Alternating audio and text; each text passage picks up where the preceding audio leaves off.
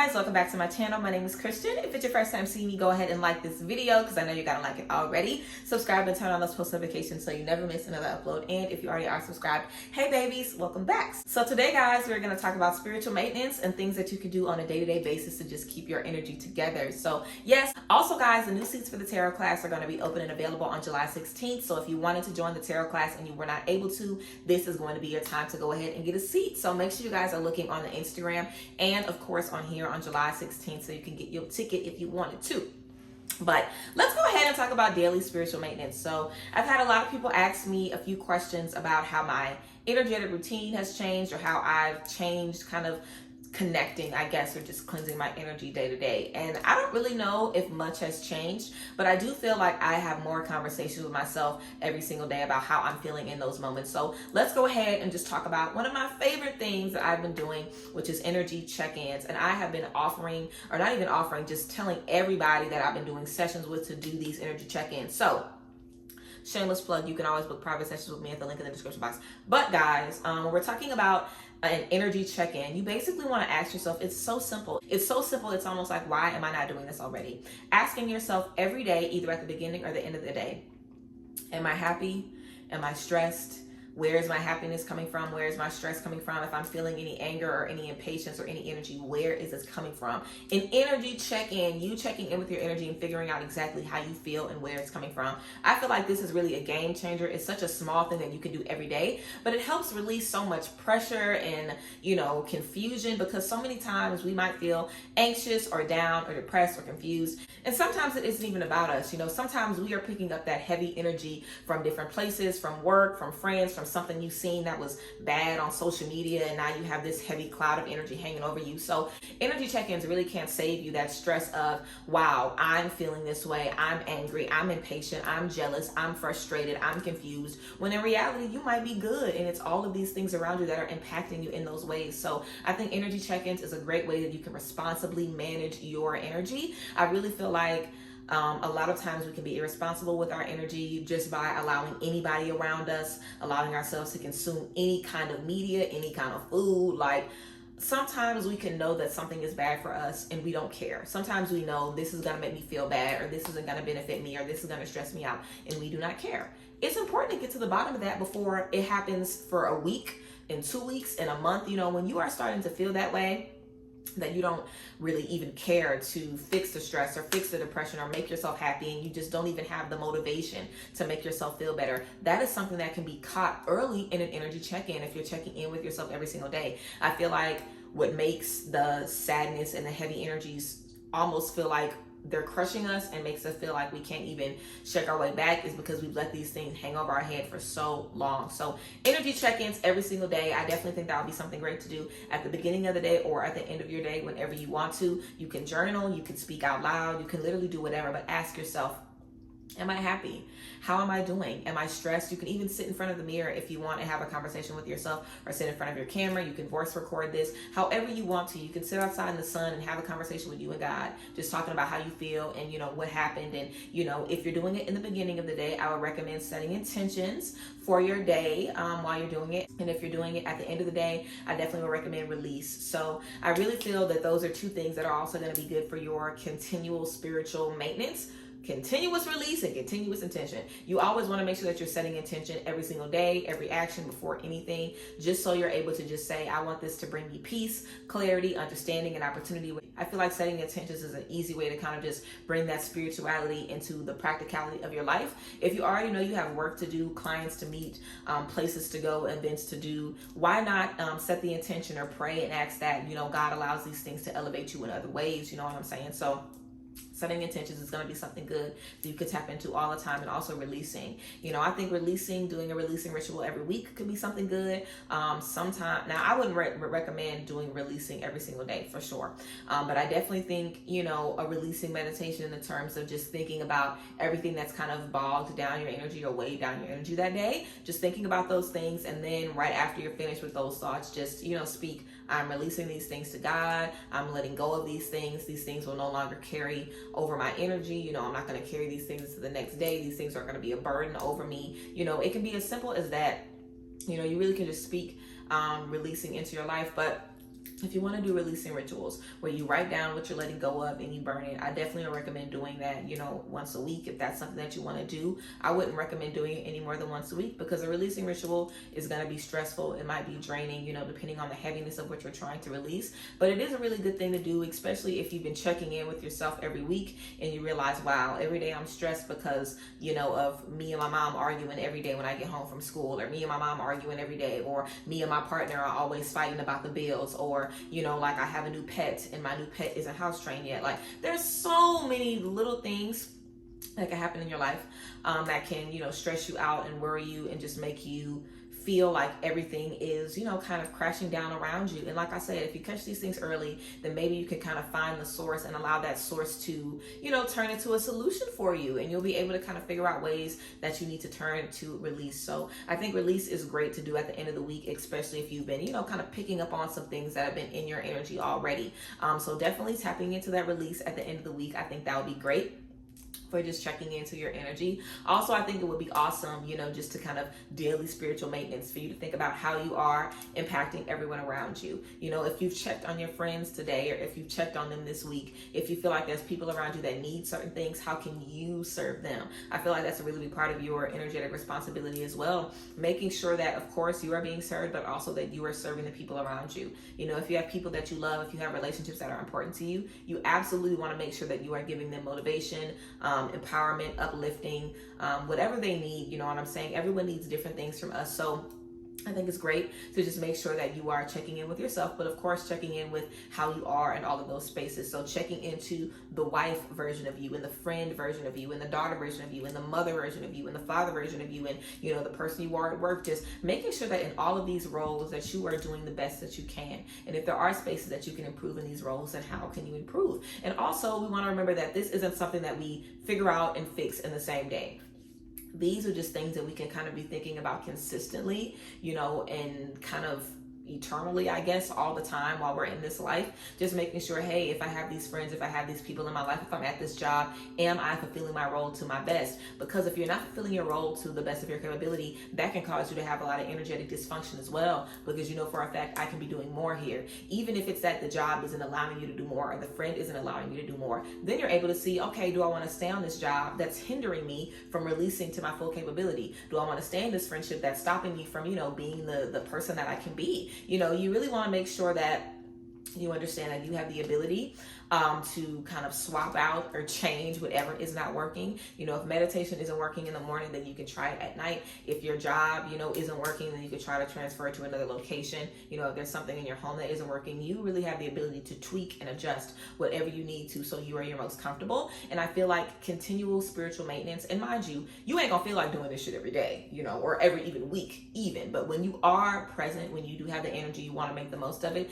And even when you aren't in the mood, like there is discovery to be had there.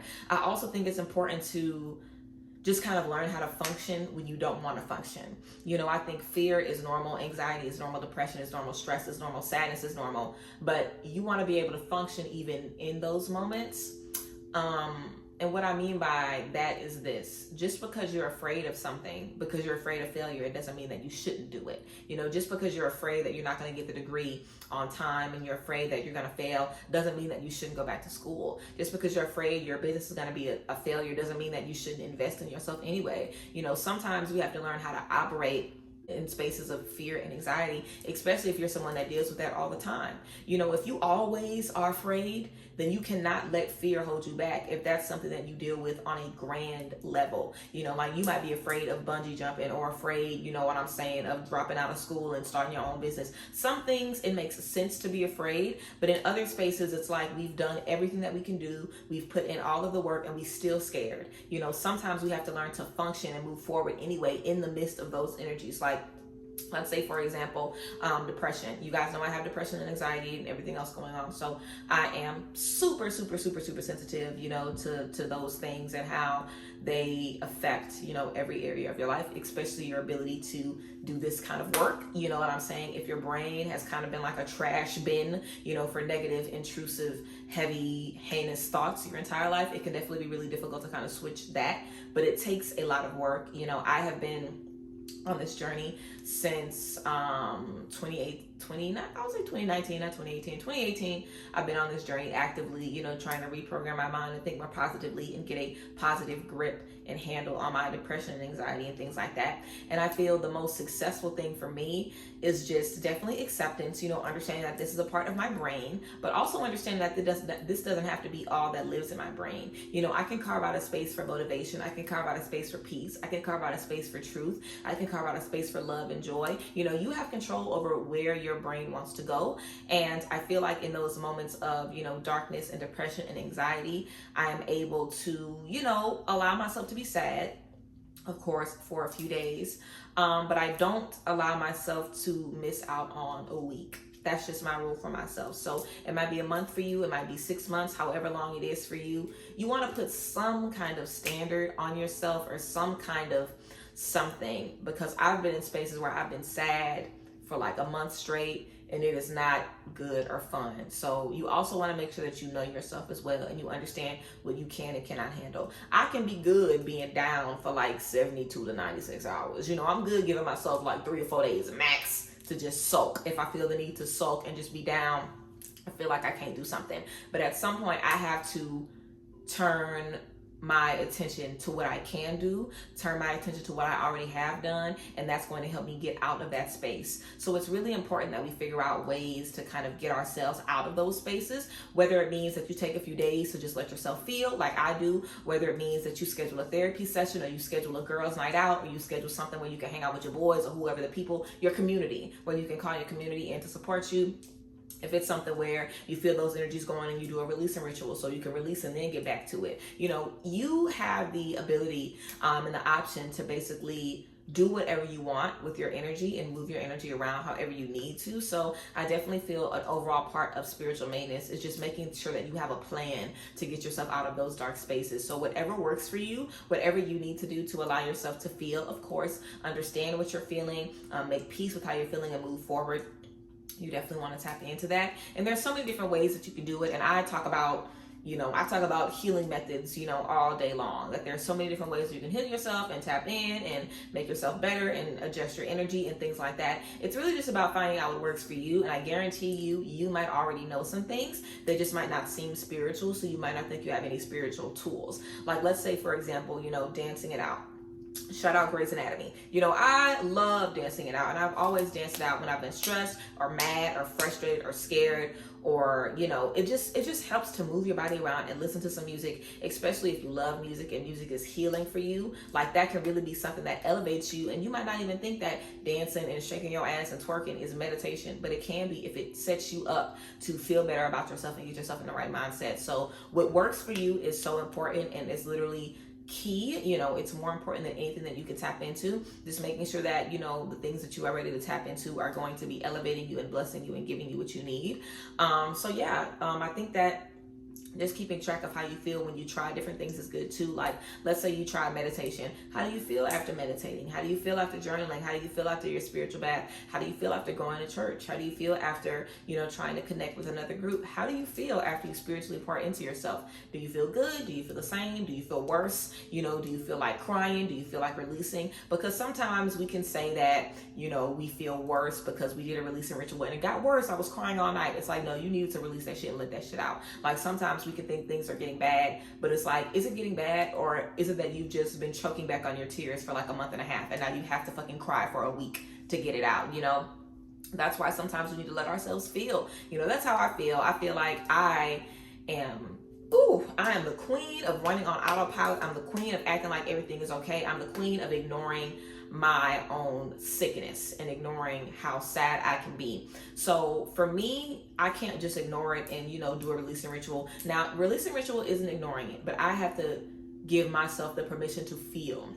That's something that I have a problem with. So I know for me, I have to give myself the permission to be down and be sad. And that is going to be more healing to me than doing a releasing ritual immediately when I feel something isn't working. So that's what works for me. But it's all about, again, finding out what works for you, because everyone's energy is different. Everyone needs different things to kind of keep their energy together, but you definitely just want to make sure that you are able to function in those, you know, dark and confusing spaces, of course. And of course, you know, I feel like it's important to note that it's no good if you know everything to do when you're feeling good and when you're on 10. It's important that you know what to do when you're not feeling well and when you're down in the dumps and when you're doubting yourselves and when you're confused. That's when it's important for you to remember who you are and remember who God has told you that you can be. So you want to make sure you can take care of yourself in all spaces across the board.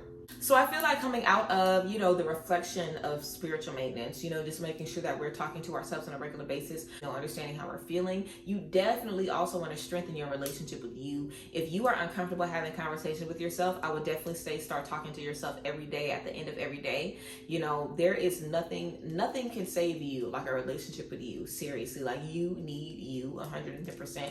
So you definitely want to establish that strong relationship with you. And you also want to be comfortable doing the action work behind whatever you realize. If you realize that you have to cut a friend off or move from a certain space or whatever, you want to do it. You want to put action behind it. That's another part of spiritual, you know, of your responsibility. If you feel like something isn't working, you have a responsibility to yourself to make it better. You have a responsibility to yourself to say, okay, this isn't working. Let me see if I can do this. Or let me see if this can bring me more peace. Because whatever isn't working, eventually it's going to start throwing off the balance that you have. And creating balance is really the overall goal here, that we want to make sure the energy that we're putting out is coming back to us. We want to make sure that everything around us is supporting us and that we are supporting everything around us. And we cannot do that if we are not able to tap into our energy and have those conversations with ourselves and just say, hey, how am I feeling? How am I doing? What's affecting me? How am I thinking right now? You know, do I love myself? You know, do I feel like I could be doing more? Why? Is it some childhood stuff? Is it some shadow work stuff? I also feel like those daily check-ins can kind of help you see how shadow work, chakra blockages, you know, inner child healing, how all of these things are affecting us in our day-to-day life. You know, looking at a grand scheme of things, you might not be able to see, oh, I don't really feel like I'm that depressed, or I don't really feel like I'm jealous, or I don't feel like I have an anger problem. You might feel like that if you look back on your life, but if you're asking yourself every single day, how am I feeling? What affected me this day? What is holding me back right now? If you're doing that, you'll basically just be able to keep a better track and have a better, more accurate depiction of who you are, because you're changing every day. You're feeling things every single day, and all of those things make up to who you are. They add to your stress, they add to your hope and your confidence, or they add to your insecurity. You know, everything that we experience is either going to make us happier or it's going to make us feel, you know, reasons to be sad. So we really want to make sure that we're just able to, of course, see everything, establish that dialogue, you know, love yourself, establish that relationship with yourself, and check in and make sure that you are doing what you can to be the best version of you, so everything and everyone around you is benefiting, you know, at the top level. Because if you are operating at 20%, then everyone is only able to get you at 20. But if you're able to operate at 80, you know, like 95, 100, then everyone is going to get so much more out of you. And then in turn, if you have the right people in your life, you will get so much more out of them. So it's definitely, you know, about balance and just about making sure that we're comfortable enough having the dialogue. And this is all stuff that you can do with you. You know, there really isn't anything that you have to do with anybody else, except for when you realize that someone is a direct, you know, source of your anxiety, your stress, your, you know, whatever the case may be. If you feel like there's people in your life who are directly, you know, and negatively impacting the things that you're steadily trying to fix, and you recognize a pattern, of course you want to speak up about it. But a lot of this work is really that you are doing with you, and you can even release stuff on your own. You know, I only think that you really need to have conversations with people if you want to make the relationships work, or if you really feel like they can change or be better. Because sometimes if you feel like people can't be better and they can't change, you aren't even really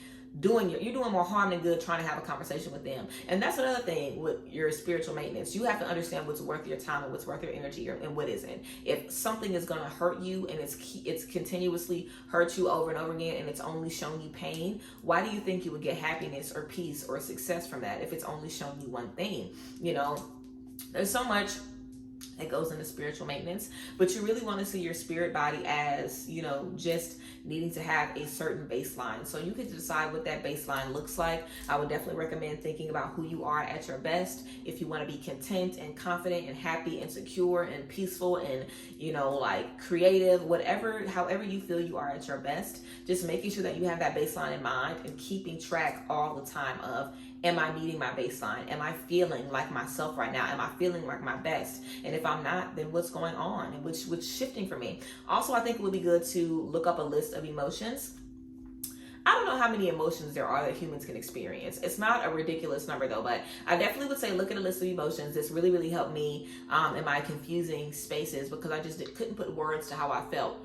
But, you know, like feeling hopeless and feeling disregarded and feeling, you know, disingenuous to yourself and like you lied to yourself. Like there's so many, you know, words that you can put to your feelings that will help you validate them and help you understand, okay, I have a name to this. So now I can figure out how to maneuver past this. Now I can figure out how to shake this off. Now I can figure out how to, you know, get victory over this. So there's so much, of course, that goes into spiritual maintenance, but I hope I gave you guys a few things that you can do daily or weekly or just consistently, you know, things that you can have in your mind as you are interacting with others and interacting with yourself. But yes, guys, I hope you guys like this video. I wanted to do something just about, you know, just taking care of your energy on a daily basis from, you know, day-to-day spaces. But yes, I hope you guys enjoyed this video. I hope it gave you some things to think about and brought you some new perspectives. As always, make sure you guys are looking out on July 16th for the tarot class spots if you guys are interested. But yes, I will see you guys later. I hope everybody has a good one. And yeah, bye guys. Bless.